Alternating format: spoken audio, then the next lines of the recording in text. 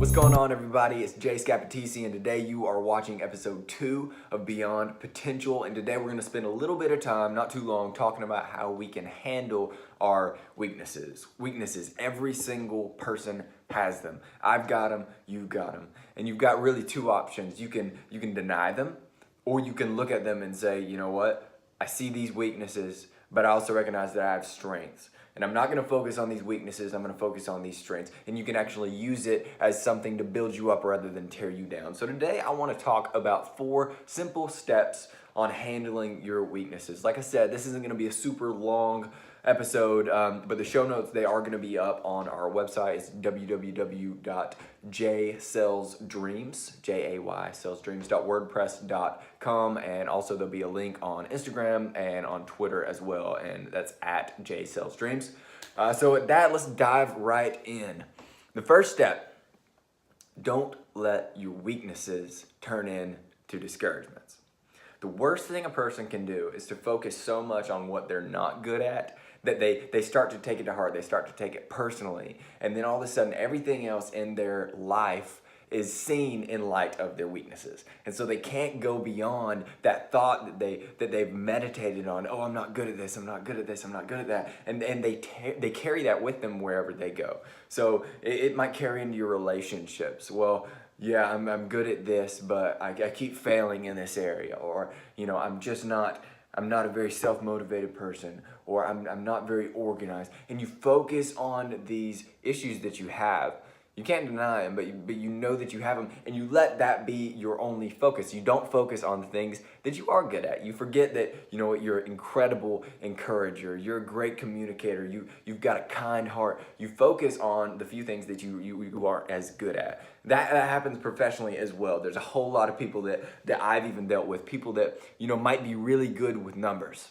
They can manage an Excel sheet. They can, you know, pretty much just full-blown accountant type people that could really excel at that type of job. But then they just get so down on themselves because they don't think they're a good communicator.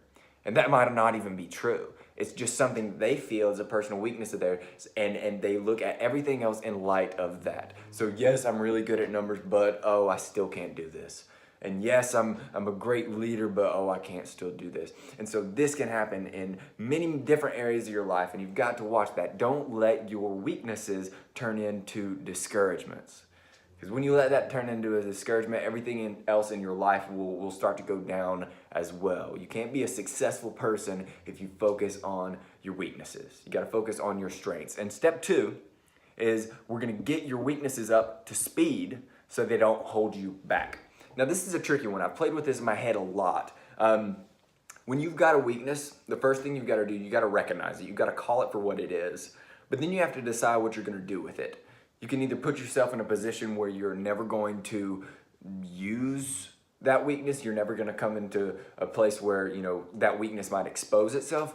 Or you can try to work that weakness up until it becomes a strength. And that's what I thought for years. I thought that what you need to do is see your area of weakness and then focus all your energy on that and get that up until that's your strength. But I've come to the conclusion that that's not the best thing to do. I think the best thing to do is to find your weaknesses and then get them up to speed. I'm never going to tell you to be average. But when you've got a weakness, sometimes the best thing to do is to just get it up to a level where, you know, you're pretty good at it. You can handle yourself at that thing. So maybe you're just not very good at tech stuff. Be proficient. Okay? Maybe you're not great at math. Be good. You don't have to be the best, but don't let it come to a place. What if you're at work and somebody comes to you with a task? Maybe it's your boss, and he's like, you know, hey, we really need help working on this. Can you help this? Can you help us with this? If you've got a weakness that you've ignored and you haven't developed yourself on, then you're just gonna fail at that, and then you're not gonna impress your boss. You might not get the promotion. You might not get the respect that you want and that you feel like you deserve. Or you could do this. Or we could give you the assignment, and you could look at it and be like, you know what? I know there's people in this office that are better than me at this task.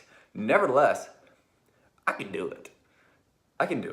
and I'll do it well, and I'll do it to the best of my ability. And it's not gonna break anything. Nobody's gonna be super disappointed in how I do it because I can do it. So get your weaknesses up to speed to where you are average, maybe just a little bit above average or below average, depending on what it is. But get them up to speed. You don't have to focus all your energy and time into that, because that becomes a time management issue, because you need to be focusing on your strengths. I'm not denying that. But look at your weaknesses and get them up to a respectable speed so it doesn't hold you back.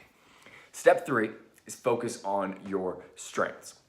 I really believe that people need to find what they're good at and then pursue it. I just do. You need to find that natural gifts that you have, maybe those things that you've developed even as a young child. Certain situations in your life, certain events that happen have given you strengths that you know that they're inside of you. So you need to put yourself in a position to use those. So what do I mean there?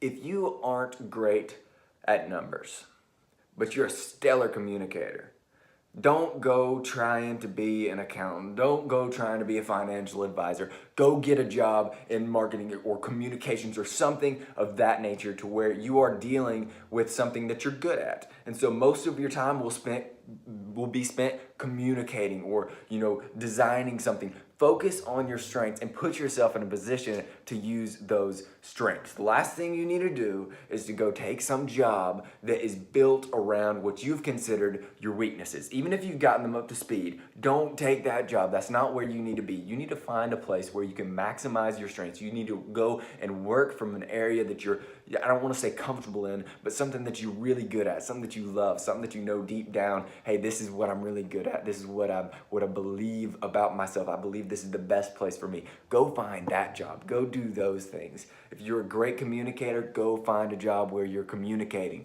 Don't go hunting for some job that is all about numbers and little tiny details and stuff. If that's not you, don't try to be that person. Be you, find your strengths, and put yourself in a place where you're going to be focusing on those strengths. And the last step, step 4, is become an expert. When you've got a strength, you need to focus on that so much that people look at you and they're like, if I've got a question about X, I'm going to ask them.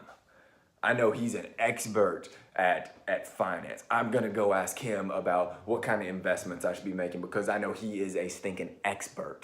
If you're a fitness junkie, become the best fitness junkie in the office.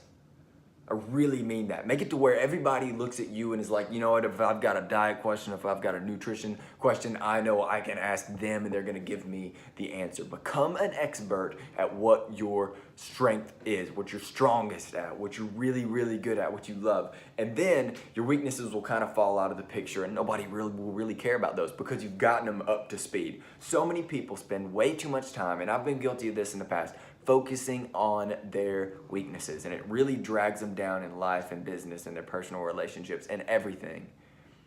You need to focus on your strength. Get your weaknesses up to speed to where they're not holding you back anymore, but make sure that you put all your focus on your strengths. Become an expert. That's when you're really gonna start to find joy and fulfillment in life. That's when you're gonna start to be able to look at yourself in your mirror and say, you know what, I'm strong. I've got places where I'm not as strong, but those aren't my strengths. And it's okay, they aren't holding me back any because I've managed them right. But I'm a strong person. I'm an expert on what I'm good at. And I'm seen as an authority. People respect me for how good I am at my strengths. And they don't really judge me on my weaknesses because you know what, I've maximized those as well. And I'm really not terrible at much because I've gotten everything up to a respectable level. And when you do that, I promise you, you're gonna find a lot of more success in your life. You're gonna find a lot more self-love in your life. And I believe you're gonna go beyond potential. So that's a wrap, episode 2 of Beyond Potential. I'm Jay Scapatese. Thank you so much for tuning in. If you like what you see, hit that subscribe button, hit that like button. If you wanna share it, great. More content is available on Instagram and Twitter. I post there often at JSellsDreams. Peace, guys. Love y'all. Have a good day. Out.